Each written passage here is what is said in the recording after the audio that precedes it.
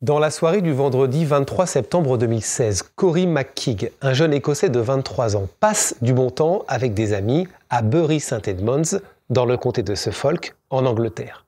La soirée est festive et arrosée. Le petit groupe d'amis se sépare aux alentours d'1h du matin le 24 septembre, lorsque Cory, jugé trop ivre, sera gentiment sorti d'une discothèque de la ville par un videur.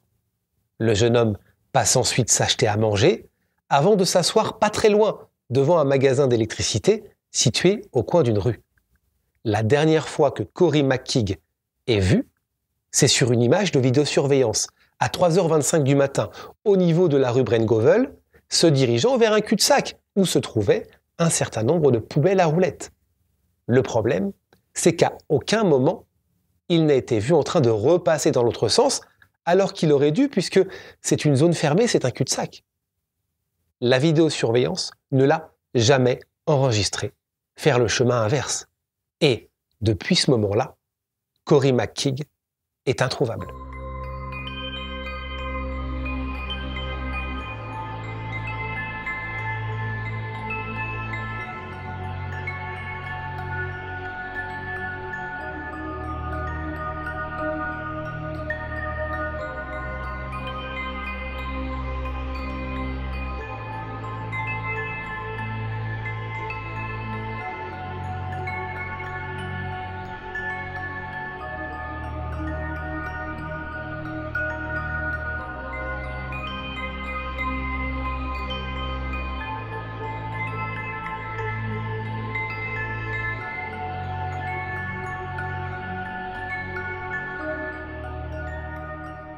Bonjour à tous, j'espère que tout va bien. Je suis très heureux de vous retrouver pour une toute nouvelle vidéo. C'est encore une fois une histoire mystérieuse qui nous attend aujourd'hui.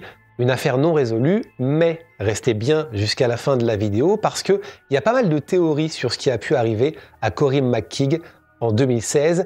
Et moi, je vais vous livrer également mon analyse à la fin de cette vidéo parce que finalement, quand on remonte toute la chronologie de l'histoire, quand on rentre dans les détails, on se dit que finalement, peut-être que l'explication, elle est dans l'histoire. Je vous en dis pas plus, vous comprendrez dans un petit instant. On va donc rentrer dans cette affaire dans quelques minutes. Avant ça, je voulais absolument faire une mise à jour d'une affaire. Souvenez-vous, je vous ai parlé il y a quelques semaines de l'affaire Natalie McNally, cette jeune femme de 32 ans qui était enceinte de 15 semaines, qui a été retrouvée assassinée à son domicile dans la nuit du dimanche 18 au lundi 19 décembre 2022, c'était en Irlande du Nord.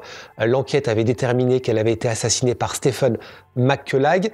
Souvenez-vous, c'était un YouTuber qui avait enregistré un faux live sur sa chaîne YouTube, comme s'il était en direct. En fait, c'était un alibi pour aller tuer Natalie McNally. Il avait été aussi filmé par une caméra de surveillance le soir du meurtre, près de là où vivait la jeune femme. Et au moment où j'enregistrais la vidéo, on n'avait pas plus d'infos que ça. On ne connaissait pas, par exemple, la relation précise entre les deux. On ne savait pas si c'était un couple, s'ils étaient ensemble. Et bien, on a la réponse. Les deux étaient en couple. Stephen McCullag, c'était bien le petit ami de Natalie McNally.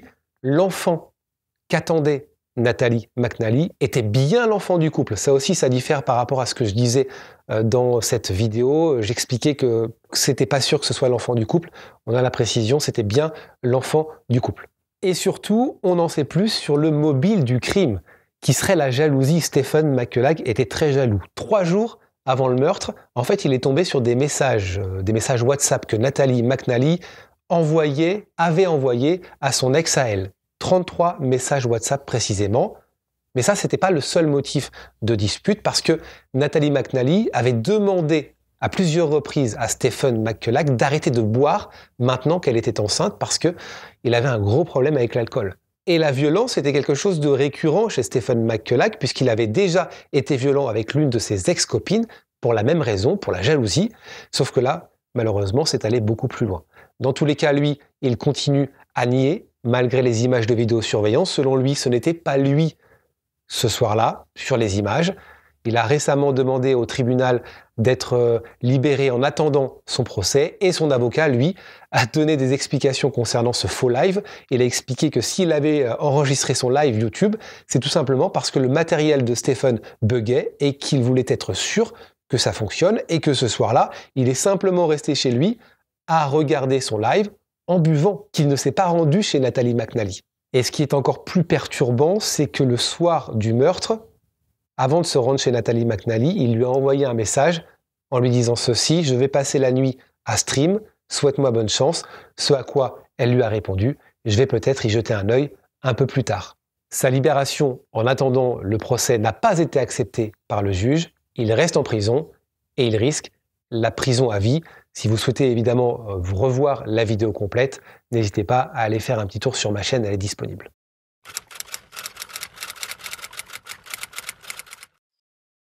Cory McKeag est écossais. Il est né le 16 septembre 1993, donc à Perth, en Écosse. Il a grandi à Cupar, à 20 km au sud de Dundee, avant de déménager un peu plus tard à Dunfermline, aux alentours de ses 19 ans, suite notamment au divorce de ses parents, des parents qui ne s'entendaient plus du tout, et vous verrez d'ailleurs que ça continuera pendant l'affaire. Il y a un clivage entre les deux parents, entre la mère et le père. C'est donc sa mère qu'il va suivre, aux côtés de ses deux frères, Darroch et Makeyan. Le rêve de Cory, eh bien, ça a toujours été d'intégrer la marine royale. Ça, c'est vraiment un rêve de gosse. Cependant, ce n'est pas la première voie que Cory va emprunter, puisqu'il va commencer par faire des études pour être coiffeur, avant de s'apercevoir que ça ne lui convient pas, et de se former pour devenir coach sportif. Et c'est donc après ça, qu'il rejoint le régiment de la Royal Air Force en 2013 et est affecté au régiment de la Royal Air Force de l'escadron numéro 2, basé à Honington. Physiquement, Cory mesure 1m77, il a les cheveux bruns, courts le plus souvent. Il est décrit par sa famille, par ses amis, par ses proches comme joyeux, quelqu'un qui aimait être le centre de l'attention, un peu grande gueule. C'est un garçon en fait qu'on n'oublie pas, Cory. Quand on fait sa connaissance, on se rappelle de qui il est. En 2016, Cory a donc 23 ans. Et selon les dires de sa mère, c'est un garçon épanoui. Il a des projets. Il vient d'adopter un chien. Il compte rendre visite à ses grands-parents pour Halloween qui vivent en Écosse. Il a d'ailleurs déjà pris ses billets d'avion.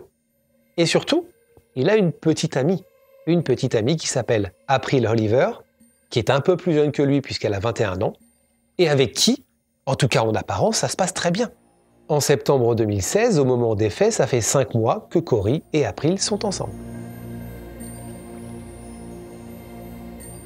Le 23 septembre 2016, alors qu'April est en vacances avec une amie aux États-Unis, Cory, lui, a un week-end de permission et s'apprête donc à passer la soirée avec des copains à Bury St Edmunds, à environ 16 km au nord de sa base, au nord de la Royal Air Force Honington, là où il travaille et là où il loge. Il porte ce soir-là une chemise rose de la marque Ralph Lauren, un pantalon blanc et des chaussures Timberland marron. De ce que l'on sait sur cette fameuse soirée, c'est qu'il avait l'intention de faire la fête, de boire, de voir ses copains, et, un peu comme tous les week-ends, donc de laisser garer sa voiture en ville. En fait, il prend sa voiture pour se rendre à Bury St Edmunds, il la laisse en ville, et l'idée c'est de soit dormir chez un copain, soit de dormir dans sa voiture. Ça, il le fait très régulièrement, Cory.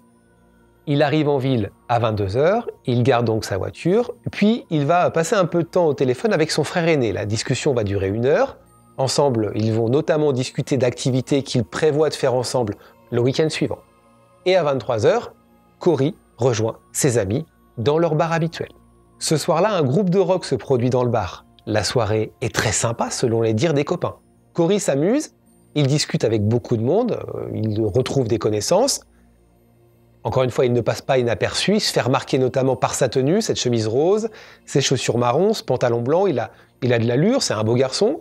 Et après le bar, aux alentours de minuit 30, le groupe de copains se dirige au Flex Club, qui est une discothèque de la ville située St Andrews Street South. Le directeur de la discothèque, qui s'appelle Ben, s'en souvient de ce soir-là parce que Cory, à son arrivée, avait l'air un peu éméché. Il faut savoir que le directeur de la discothèque, donc ce fameux Ben, connaissait Cory, il avait l'habitude de le voir dans son établissement. C'est un garçon qu'il appréciait d'ailleurs. Et quand Cory est arrivé, il lui a posé cette question: est-ce que t'es bourré? Cory lui a répondu que oui, il a été sincère, mais il l'a laissé rentrer en lui demandant d'arrêter de boire, de faire attention. Sauf que, pas de chance, dans la discothèque, Cory, qui est bourré, va trébucher plusieurs fois. Il va donc être gentiment raccompagné par un videur à la sortie de la discothèque. Et ses copains, eux, sont toujours à l'intérieur. Le videur fera remarquer aux autorités que cette sortie s'est faite dans le calme. Corey n'a pas montré de résistance. Ils ont ensuite discuté, c'est ce qu'il raconte, dans la rue, à l'extérieur. Et ça, c'est un point important parce que ça veut dire que Corey avait certes bu, mais c'est ce que raconte le videur, il était capable d'avoir une interaction, il était capable de mener une discussion. C'est vrai qu'il titubait un peu quand il marchait, mais la discussion se faisait plus ou moins normalement, c'est ce que raconte le videur. Vers 1h du matin, Corey est donc seul à l'extérieur, il s'éloigne de la discothèque, ses copains sont toujours à l'intérieur, et il se dirige vers l'un de ses endroits habituels quand il sort de soirée, quand il sort de boîte. C'est un restaurant de vente à emporter qui s'appelle le Mamma Mia, pour s'acheter un hamburger, un kebab et un paquet de chips. Il est 1h30 du matin quand Corey récupère ce qu'il vient de s'acheter à manger. Et après s'être acheté à manger, eh bien il va parcourir une courte distance pour se rendre de l'autre côté de la rue, comme regardez le montre cette image de vidéosurveillance. On le voit en train de marcher, tout en mangeant. Il va croiser 2 personnes qui sont floutées. On remarque qu'il titube quand même pas mal, et on pense à ce moment-là qu'il a pu s'endormir devant l'embrasure de la porte d'un magasin d'électricité, parce que il va y rester 2 heures, soit il y reste pour manger, soit effectivement il s'est endormi. Dans tous les cas, 2 heures plus tard, il se réveille ou il se relève pour repartir. À 3h08 précisément, il envoie avec son téléphone portable une photo de la soirée à l'un de ses copains. Et la toute dernière observation connue de Corey McKeague, c'est à 3h25, rue Brent-Govel, filmé une nouvelle fois par une caméra de vidéosurveillance se dirigeant vers la zone Horseshoe, qui est une zone un peu particulière parce qu'en fait c'est un cul-de-sac. Un cul-de-sac qui se situe à l'arrière d'une boulangerie où en fait il n'y a que des grosses poubelles à roulettes dans cette zone. C'est un peu la zone de déchets des commerçants du coin. C'est une zone qui n'est pas forcément bien fréquentée parce que des fois il y a des junkies qui squattent. Et vous le comprenez, il n'y a qu'une seule issue en fait pour arriver de l'extérieur à ce niveau-là. C'est le chemin qu'a emprunté Corey sur les images de vidéosurveillance. Ou alors, en fait, il faut être un commerçant du coin pour pouvoir rentrer dans les bâtiments par l'arrière, pour avoir les clés, quoi. Ce qui veut dire que Corey aurait dû être filmé en train de faire le chemin inverse, de repasser devant cette caméra, de ressortir de ce cul-de-sac. Ce qui n'est pas le cas, parce que Corey ne ressort pas de cet endroit. Il n'est pas enregistré par la caméra. C'est le lundi 26 septembre 2016 que la disparition de Corey est signalée par son régiment. En fait, ce jour-là, il devait participer à un défilé à 11h30, mais il ne se présente pas. Cette absence est tout de suite prise au sérieux par l'armée, pour 2 raisons. La première, déjà, c'est que Corey est un militaire, et un militaire qui s'absente sans donner la moindre raison est considéré, vous le savez, comme déserteur.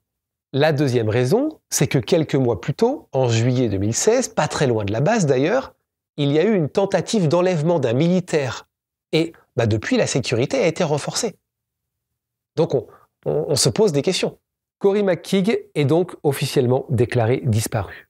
Et en apprenant ça, évidemment, April, sa petite amie qui était en vacances aux États-Unis, écourte son séjour. Et très vite, la police retrace les derniers mouvements de Corey le soir où il a fait cette soirée avec ses copains et visionne les images de vidéosurveillance qu'on vient de regarder. Et donc ils s'aperçoivent comme nous que la dernière fois que l'on voit Corey, c'est en train de se diriger vers cette fameuse zone, la zone Horseshoe, ce cul-de-sac où il y a les fameuses poubelles. Mais à aucun moment, il ne ressort de cette zone. La zone est donc fouillée par les autorités, fouillée de fond en comble. On vérifie aussi les zones près de la base, les chemins privés, les voies ferrées, les routes fermées. Il y a un hélicoptère également qui survole la route qu'aurait pu emprunter Corey si jamais, je ne sais pas, il serait quand même sorti. Le problème, c'est que la voiture de Corey est toujours à Bury St. Edmunds. Elle est toujours garée là où il l'a laissée le 23 septembre. Il y a quelque chose d'incohérent pour les policiers, mais aussi pour le grand public parce que les images de vidéosurveillance sont rapidement diffusées. On se dit que Corey n'a pas pu se volatiliser comme ça. Et que s'il était ressorti, on l'aurait forcément vu sur les caméras de vidéosurveillance. Pour essayer d'avancer, les policiers vont tout d'abord scruter les caméras qui donnent vers cette zone, entre 3h et 5h du matin, cette nuit-là. 39 personnes, écoutez bien, sont vues en train de passer dans cette zone. Et malgré des demandes et des appels répétés, 23 de ces personnes n'ont pas pu être identifiés. Ils vont alors utiliser une autre technique, la technique du traçage du téléphone portable de Cory McKeag, qui était un Nokia Lumia. Et là, ils vont noter quelque chose d'étrange, écoutez bien. Son téléphone portable, lui, a bougé le 24 au matin de Bury St. Edmunds, là où il a passé la soirée, à Barton Mills, soit une distance de 19 km. 19 km qu'il aurait parcouru, selon les données, en seulement 26 minutes. Impossible que Cory ait fait ces 19 km en 26 minutes à pied. Ça veut dire qu'il était forcément véhiculé. Mais pas dans sa voiture, puisque je vous rappelle que sa voiture, elle n'a pas bougé. Son téléphone portable s'éteint à 8 heures le 24 septembre. Plus aucune trace. Soit parce que le téléphone n'avait plus de batterie, soit parce qu'il a été éteint manuellement, soit parce qu'il a été endommagé. La principale problématique des policiers, vous le voyez, c'est de trouver une explication sur le déplacement de Cory ce matin-là. Comment ça se fait que Cory s'est déplacé avec son téléphone portable alors qu'on ne le voit pas sur les images de vidéosurveillance? Première hypothèse qu'ils émettent, mettons que Cory, on ne sait comment, ait pu partir de cette zone. Voilà, il a réussi à sortir, ça n'a pas été enregistré sur les images de vidéosurveillance, il est passé par autre part, et qu'il ait décidé de rentrer à pied. Peut-être que quelqu'un l'a pris en stop, peut-être que quelqu'un l'a pris sur la route, en voiture. Alors, ils vont lancer un appel à témoins à cette potentielle personne, mais sans aucun résultat. Ça, c'est la première hypothèse sur ce déplacement. Ensuite, les policiers s'intéressent à une deuxième chose. Ils s'intéressent aux poubelles de cette zone. Ils se disent que peut-être que Cory a grimpé dans une poubelle. Il arrive dans la zone, il grimpe dans la poubelle et il s'endort dans cette poubelle, ces grandes poubelles. Et que les éboueurs, passant par là, ont embarqué les déchets, ainsi que Cory, sans savoir évidemment qu'il était dedans. Ce qui expliquerait la vitesse à laquelle ce trajet de 19 km pour rejoindre Barton Mills a été fait. Soyez attentifs parce qu'on arrive, en tout cas pour moi, à un élément clé de cette histoire. Il y a des vérifications évidemment qui sont faites sur le parcours du camion Ben ce soir-là, cette nuit-là, et on va donc se rendre, les policiers vont se rendre au centre des déchets, au service de collecte des déchets, qui explique qu'ils se seraient rendus compte de quelque chose s'ils avaient embarqué un corps, s'ils avaient embarqué quelqu'un dans un camion Ben, tout simplement parce que les camions sont pesés à leur arrivée après avoir récolté les déchets. Et cette nuit-là, le camion Ben qui s'occupait justement de ce parcours a été pesé à son arrivée au centre de déchets et il n'avait collecté que 15 kilos de déchets. Alors que Cory pèse à lui tout seul environ 90 kilos. Ça se serait vu sur la balance, entre guillemets. On va y revenir un peu plus tard. Pour essayer de comprendre ce qui a bien pu se passer cette nuit-là, les enquêteurs vont en quelque sorte se plonger dans la vie de Cory, comme ça se fait évidemment souvent. On va se plonger sur ses relations, on va se plonger sur ses copains, on va aussi se plonger sur ses activités. Quelque chose qui aurait pu peut-être pousser Cory à rencontrer d'autres personnes cette nuit-là. Et c'est là qu'ils font une découverte qui vaut ce qu'elle vaut. Ils découvrent que Cory s'était créé, quelques semaines avant sa disparition, un profil sur un site échangiste et qu'il s'y est connecté le 23 septembre 2016. La question que se posent les policiers, avait-il un rendez-vous arrangé dans cette zone cette nuit-là? Parce que, c'est ce que racontent les autorités, à un moment donné, au moment de rentrer dans ce cul-de-sac, Cory semble regarder autour de lui, comme s'il cherchait quelqu'un. Honnêtement, je pense que ça n'a rien à faire dans l'histoire, je pense que c'est complètement différent et je pense pas qu'il faille aller dans cette direction. La police piétine, nage dans l'incompréhension, la police n'a aucun indice, aucune piste. Le 10 octobre 2016, une horrible découverte va être faite. Un corps démembré et brûlé est retrouvé dans une valise. Il s'agit, selon toute vraisemblance, d'un homme blanc de moins de 50 ans. Un ADN est prélevé et le résultat tombe. Il ne s'agit pas de Cory McKeag. Et ça, pour les parents, pour la famille, pour les proches, c'est une terrible désillusion. Une famille qui est toujours dans l'attente de savoir ce qui s'est passé, de savoir ce qui est arrivé à Cory. Ils pensent de plus en plus qu'il a pu se passer quelque chose de dramatique et eux, tout simplement, ils veulent faire leur deuil. Donc quand on leur dit qu'on a trouvé un corps, ils se disent « bon bah c'est fini, c'est Cory, on va enfin pouvoir faire notre deuil ». Ce n'est pas le cas. Et en même temps, ça peut être un élément d'espoir. Ça veut dire que Cory est introuvable, peut-être qu'il est toujours en vie. C'est en tout cas le sentiment partagé qu'ont les parents à ce moment-là. En novembre 2016, la gendarmerie du Suffolk explique enquêter sur un incident au cours duquel 3 hommes avaient été vus le 25 septembre 2016 en train de mettre le feu à une voiture. Mais encore une fois, aucun lien entre l'incendie de la voiture et la disparition de Cory McKeag n'est fait.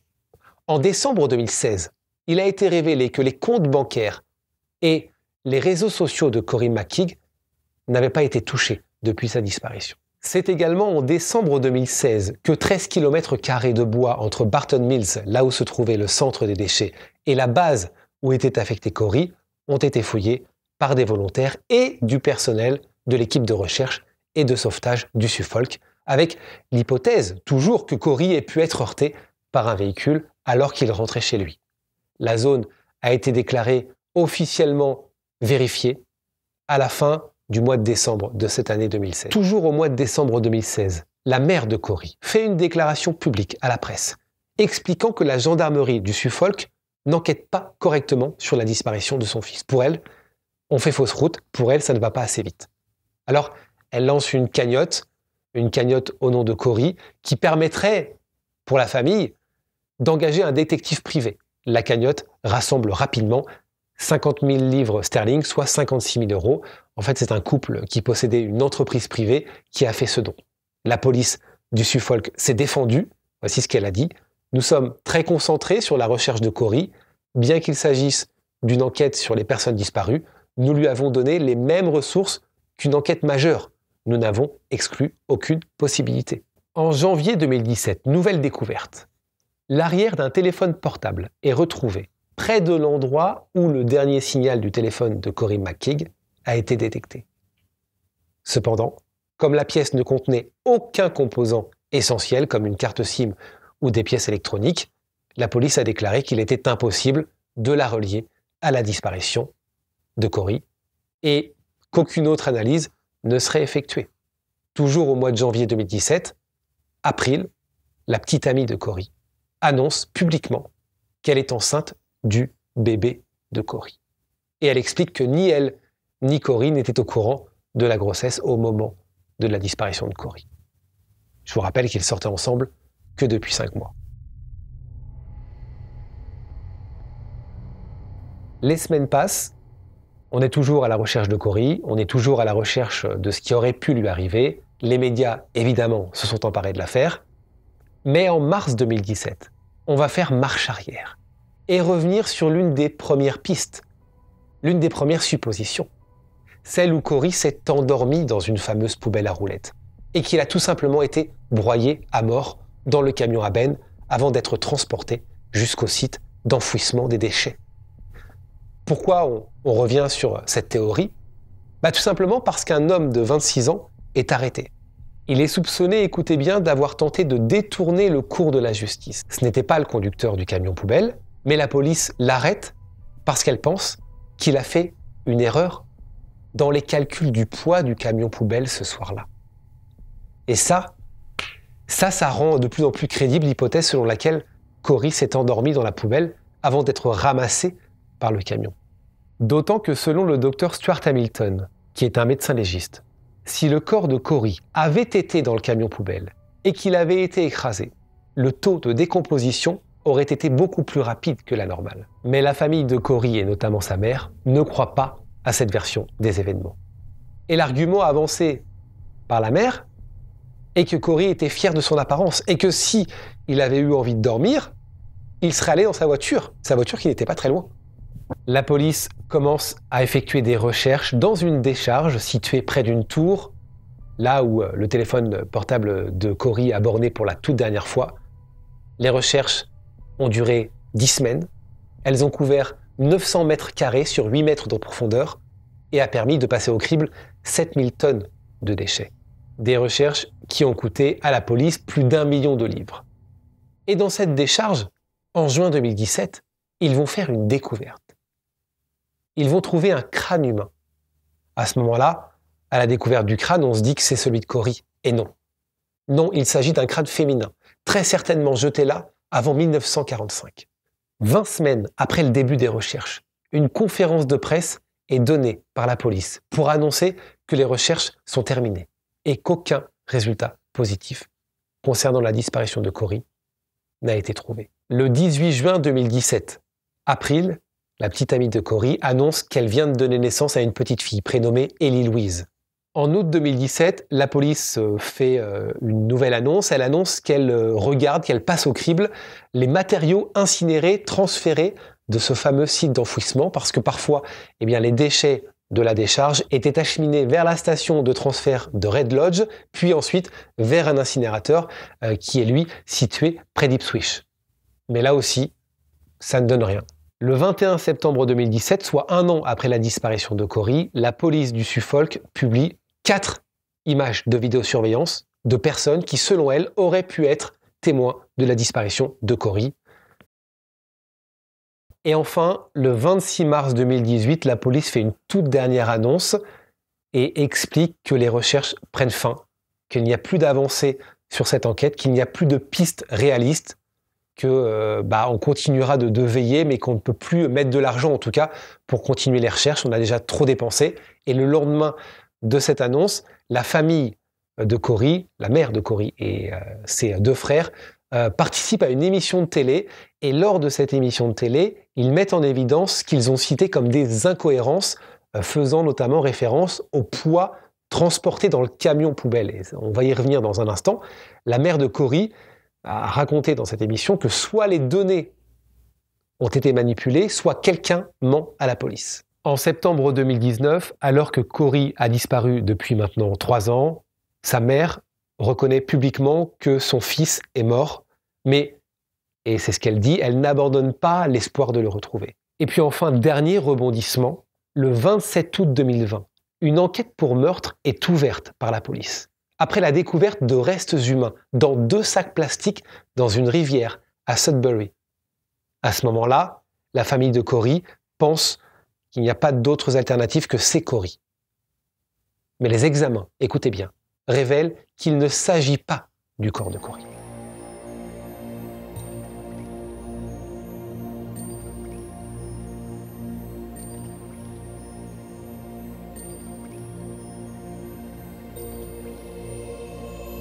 Une théorie qui a été abordée, c'est la théorie du suicide. En avril 2018, le père de Corey, qui s'appelle Martin, a émis cette hypothèse dans une interview accordée à un tabloïd britannique, hypothèse selon laquelle son fils aurait pu se suicider à cause des pressions de la paternité à venir. Mais ça ne tient pas, c'est catégoriquement réfuté par le reste de la famille. Il y a un clan, il y a le père d'un côté et il y a la mère et les 2 frères de l'autre, qui explique que Corey n'était pas du tout au courant de la grossesse d'April. La raison est très simple, c'est qu'April, et on l'a vu dans la chronologie, a annoncé publiquement sa grossesse quelques semaines après la disparition de Corey. Et au moment de sa disparition, ça faisait 5 mois qu'ils étaient ensemble, ni elle, ni Corey n'étaient au courant d'une possible grossesse. Et puis en plus de ça, Corey avait des projets. Je rappelle qu'il a passé 1 heure au téléphone avec son frère, dans la voiture, qu'il l'a trouvé plutôt enjoué. Ils ont parlé des choses qu'ils allaient faire le week-end suivant. Il avait pris des billets d'avion pour aller voir ses grands-parents pour Halloween en Écosse. Bref, il n'y a aucune raison pour laquelle Corey aurait pu se suicider, ça ne tient pas. Autre hypothèse, Corey est-il toujours en vie? Il faut savoir que les policiers ont analysé cette caméra de surveillance qui donne donc sur cette zone seulement jusqu'à environ midi. C'est en tout cas ce que raconte la mère de Corey. Et si Corey, encore une fois je fais le cheminement de la mère, s'était réveillé après cette heure-là, après midi, et qu'il soit reparti sans qu'on ne le voie, puisque les policiers n'ont pas regardé au-delà de midi. Et je vous rappelle qu'au bout de plusieurs jours, je crois que c'est 28 jours, les vidéosurveillances se suppriment et s'enregistrent l'une sur l'autre. Et donc, quand on se rend compte de ça, quand on se dit, tiens, on aurait peut-être pu regarder un peu plus tard, c'est trop tard. Et si Corey donc était passé sans que personne ne le voie pour disparaître. Mais là aussi, je ne sais pas ce que vous en pensez, ça paraît très peu probable. C'est une zone quand même où il y a du bruit, il y a des commerçants qui sont là, il y a quand même des voitures qui se garent à proximité pour aller dans les magasins. À l'arrière des magasins, il y aurait eu forcément du bruit. Peut-être que des commerçants auraient mis des poubelles dans les poubelles, justement, se seraient aperçus de quelque chose. Pour moi, ça ne tient pas, cette version que Cory McGeegan est toujours en vie. Il aurait forcément donné des nouvelles. Si c'était quelqu'un qui adorait sa famille, il avait un chien, il venait d'adopter un chien, il n'aurait jamais abandonné son chien. Pour moi, ça ne tient pas. Il y a aussi la théorie selon laquelle il a pu quitter la zone pour rentrer chez lui à pied, au niveau de sa base, et qu'il aurait eu un accident. Pour moi, pareil, ça ne tient pas. Je pense que cette théorie est à bannir. Autre hypothèse, Cory a-t-il été kidnappé? Comme cette fameuse tentative d'enlèvement qu'il y a eu à 59 km de là, le mois de juillet, précédant la disparition de Cory. Mais selon la police, encore une fois, c'est très peu probable, ce serait vraiment un mauvais hasard. La théorie la plus probable pour moi est une hypothèse qui a déjà été abordée. Pour moi, le nœud du problème, le nœud de cette disparition est en fait au tout début de l'histoire. Cory, après sa soirée, après s'être acheté à manger et après avoir dormi sur l'embrasure de la porte de ce magasin d'électricité, comme on le voit donc sur cette image de vidéosurveillance, se dirige vers cette zone cul-de-sac. Il a bu, il est certainement fatigué, il voit les poubelles, il ouvre l'une des poubelles, il monte à l'intérieur, il referme, il s'endort. Le camion Ben arrive quelques heures plus tard, les éboueurs font leur métier, ils mettent la poubelle dans le camion, et là ça va très vite. Et d'ailleurs, peut-être qu'il y a des éboueurs qui regardent mes vidéos. Si c'est le cas, je serais ravi d'avoir votre opinion et votre analyse là-dessus. Soit ils ne s'aperçoivent de rien, ça va très vite, et si je comprends bien, je crois que c'est un mécanisme où tout est compacté, et Cory décède, le camion repart sans s'être aperçu de quoi que ce soit. Il y a cette erreur de calcul, parce qu'ils ne comprennent pas forcément pourquoi il y aurait plus de déchets. Une erreur voilà, qui passe inaperçue. Soit en fait, les éboueurs se rendent compte de ce qui vient de se passer. Ça a été très vite, Cory est mort, ils repartent, et arrivés au centre des déchets, ils changent les chiffres du pesage pour ne pas être mis en cause. Ça, seul l'avenir peut-être nous le dira, peut-être qu'on ne le saura jamais. Dans tous les cas, pour moi, c'est ce qui s'est passé. Pour moi, Cory s'est endormi dans la poubelle et malheureusement a été broyé dans les déchets, ensuite incinéré, et fin de l'histoire. C'est extrêmement triste, mais je pense que c'est ce qui s'est passé. À vous de me donner également votre opinion, d'autant plus qu'il y a un élément qui vient appuyer cette théorie. Encore une fois, c'est le père de Cory qui l'a confirmé. Il a expliqué que c'était déjà arrivé à son fils de dormir sur des poubelles les années précédant sa disparition. C'est déjà arrivé qu'après après une soirée, Cory s'endorme voilà, sur une poubelle. Donc quand on sait ça, on se dit que c'est ce qui a pu arriver.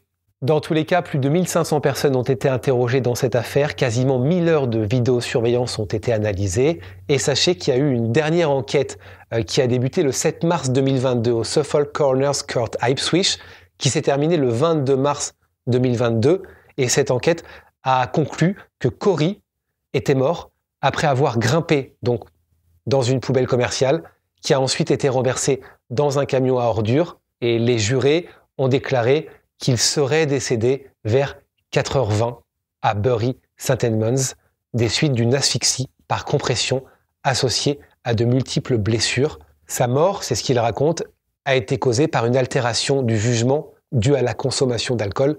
Donc vous voyez, la théorie que je vous exposais juste avant, c'était une théorie que j'avais avant de découvrir cette enquête qui avait donc été réalisée en mars 2022. Donc on a une fin à cette histoire, mais on n'a pas de corps. On a une disparition jugée inquiétante, une disparition qui reste pendant très longtemps une disparition. On a des hypothèses, des théories, et encore une fois la théorie du camion poubelle, de la poubelle, de Cory à l'intérieur de la poubelle, on l'a tous en tête, et cette enquête qui s'appuie sur je ne sais quoi, mais je pense qu'il s'appuie sur différentes analyses, notamment de la chronologie, etc. Et c'est aussi pour donner une réponse à la famille. Et ben, cette enquête dit, voilà ce qui s'est passé, Cory est mort asphyxié, compressé par ce camion à ordures. Mais encore une fois, on n'a aucun corps et on n'a aucun élément qui vient conforter véritablement cette enquête, même si voilà, aujourd'hui on sait, Cory est mort de telle façon.